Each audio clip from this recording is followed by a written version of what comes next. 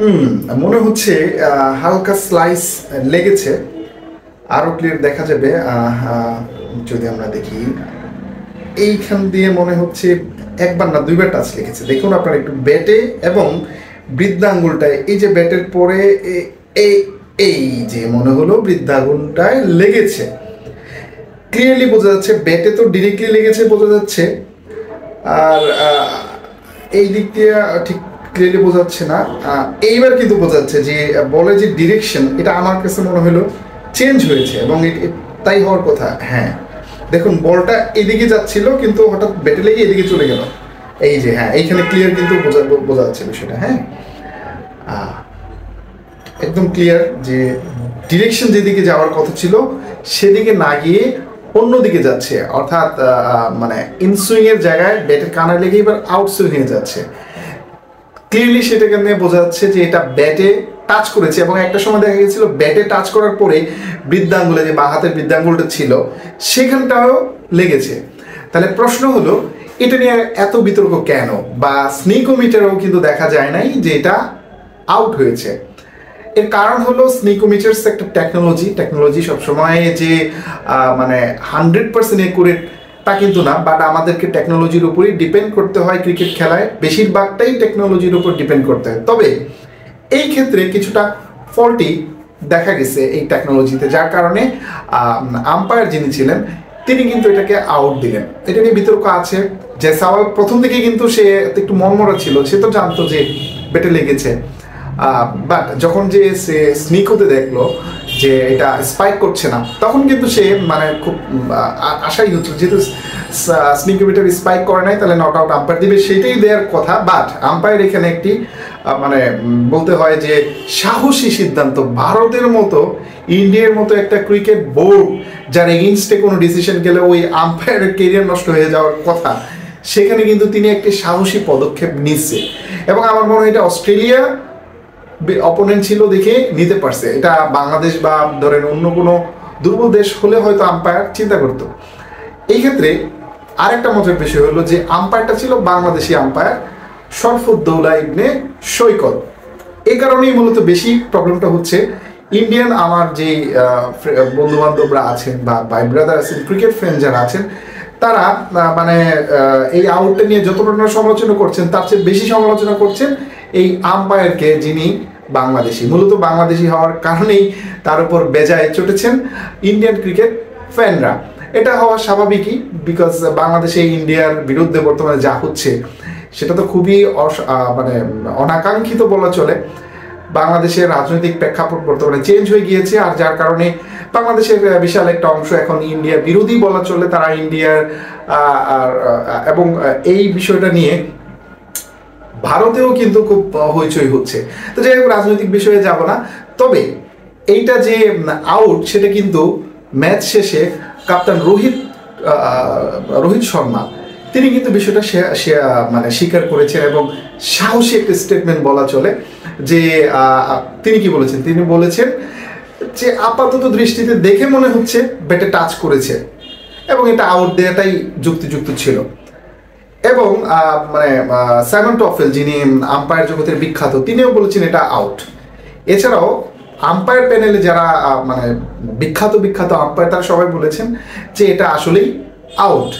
তবে ইন্ডিয়ার যে সুনীল গাভাস্কার বা ইন্ডিয়ার কয়েকজন কমেন্টেটর আছেন, তারা কিন্তু এটা অপোজিশন করেছে। তারা বলেছেন এটা যেহেতু স্পাইক করে নাই, এটা নট আউটই হওয়ার কথা, যেহেতু অনফিল্ড আম্পায়ার নট আউট দিয়েছে। তাদের যুক্তিও রাইট, যেহেতু অনফিল্ড আম্পায়ার নট আউট দিয়েছে সেক্ষেত্রে বেনিফিট অফ ডাউট ব্যাটসম্যান পেতেই পারেন, এবং এটা সবসময় ব্যাটসম্যানই পেয়ে থাকেন। এটা কি অস্ট্রেলিয়ার মাটিতে খেলা হচ্ছে বা ইন্ডিয়াকে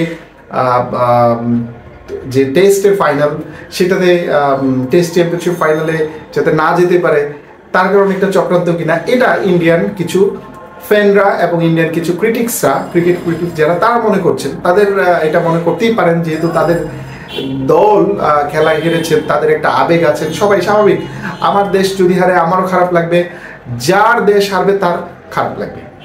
আরও খারাপ লেগেছে মূলত অস্ট্রেলিয়ার প্লেয়ারদের যেই অশোভন সেলিব্রেশন, বিশেষ করে ট্রেভিস হেড থেকে শুরু করে সবার, এই জিনিসটা একেবারে কটূক্তি। ক্রিকেট এটা যায় না আসলে। এইটা কিন্তু একবার এরকম হয়েছিল আপনার এই অস্ট্রেলিয়ানরা সবসময় এরকম করে, মাঝখানে ইন্ডিয়ার দাপট বেড়ে যাওয়ার কারণে অস্ট্রেলিয়াদের এই বালখিল্যমিতা কিছুটা কমেছিল, বাট ইদানিং আবার বাড়ছে।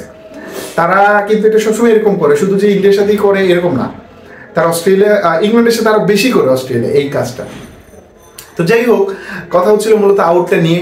আমার মানে টু বি অনেস্ট ফ্র্যাঙ্কলি আমি যদি বলি, আমি কিন্তু ইন্ডিয়ান ক্রিকেটের একজন মানে ডাইকোর ফ্যান বলা চলে। আমাদের বাংলাদেশ যখন অর্থাৎ ধরেন 2001, 2, 3, 4 সালের দিকে বাংলাদেশ ক্রিকেট তত ভালো খেলতো না, বা পারতো না, খেলাও হইতো না, কম খেলা হইতো, কেনিয়া টেনিয়া এদের সাথে খেলা হইতো আর কি।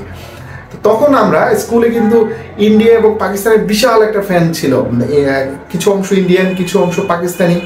সেই সময় কিন্তু আমি পাকিস্তানের ছিলাম, এবং আমরা যখন উইকেন্ডে খেলতাম ইন্ডিয়া পাকিস্তান ক্রিকেট ম্যাচ আয়োজন করতাম আর কি, তখন আমরা ইন্ডিয়ান হয়ে খেলতাম। সুতরাং ইন্ডিয়ার প্রতি প্রপার সম্মান রেখেই বলছি, নিউট্রালি বলছি, এটা আসলে আউট। এটা আপনি মানুন বা না মানুন, এটা আউট। ইন্ডিয়ান কিছু ফ্যান আছেন যারা আদতে প্রকৃত অর্থেই ক্রিকেট বোঝেন, তারাও কিন্তু এটা স্বীকার করে নিয়েছেন যে আসলে স্পাইক না করলেও জিনিসটা দেখাই যাচ্ছে। আউট ভিডিওতে কিন্তু ক্লিয়ারলি দেখাচ্ছেন বলের ডিরেকশন এই দিকে ছিল, সেটা হালকা এই দিকে চলে গেছে, মানে ইনসুইং থেকে আউট সুইং হয়ে গেছে। বোঝাই যাচ্ছে কেন, হুট করে তো হবে না, ব্যাটে টাচ লাগার পরে কিন্তু আপনার ডিরেকশন চেঞ্জ হয়েছে। সুতরাং এটা আউট বলাই যায়। আর ইন্ডিয়ান ক্রিকেট ফ্যানদের বলবো যে আপনারা অনেক বড় দল, ক্রিকেটের সন্দেহ নাই, বাংলাদেশ আপনাদের তুলনায় অনেক ছোট। এটা বাংলাদেশের কিছু আবুল ফ্যান আছেন যারা নিজেদেরকে অনেক বেশি বড় মনে করেন, আসলে কিন্তু তা না। আমরা ক্রিকেটের স্ট্রাকচারে বলেন, ক্রিকেটের যে অর্জন, সেই অর্জনে বলেন, আমরা আপনাদেরকে অনেক পিছনে। তারও একটা কারণ আছে, কারণ আমরা অনেক পরে, আমরা কিন্তু আপনাদের অনেক পরে খেলা শুরু করেছি। হ্যাঁ, আপনারা যখন চ্যাম্পিয়ন তখন আমরা ওয়ান ডে স্ট্যাটাসই পাইনি। সুতরাং আপনাদের সাথে আমাদেরকে ওইভাবে তুলনা করলে কিন্তু হবে না। হ্যাঁ, আমরা রাইজিং, আমরা ভালো খেলছি, আপনারা তো আরও ভালো খেলছেন। তো আমাদের সাথে আপনাদের কোনো শত্রুতা আমি নাই, অন্তত ক্রিকেট খেলার মধ্যে আমি বিশ্বাস করি। আশা করি আপনারাও শুধু আম্পায়ার বাংলাদেশি হওয়ার কারণে এই জিনিসটাকে নেগেটিভভাবে উপস্থাপন করবেন না, এবং বাংলাদেশকে ছোট আমরা আশা করি করবেন না। কারণ বাংলাদেশের যে ওয়ান ডে স্ট্যাটাস এবং টেস্ট স্ট্যাটাস দুটো পাওয়ার ক্ষেত্রে কিন্তু ইন্ডিয়ার সবচেয়ে বড় মানে সাপোর্ট ছিল। এটা স্বাভাবিক, ইন্ডিয়াও হয়তো ভাবছিল তখন, যেহেতু ক্রিকেটকে ডমিনেট করতো অস্ট্রেলিয়া এবং ইংল্যান্ড, যে সাবকন্টিনেন্টের একটা দল যদি আসলে পাওয়া যায়, তাহলে এই সাবকন্টিনেন্ট বিশেষ করে ইন্ডিয়ার জন্য আরও ভালোভাবে ক্রিকেটের প্রভাব বিস্তার করার জন্য। সে কারণে হয়তো ইন্ডিয়ার পার্সপেক্টিভ থেকে আমাদের হেল্প করেছে, যেভাবেই করুক তারা তো আমাদের হেল্প করেছে, তাই না? এটা তো অস্বীকার করা যাবে না।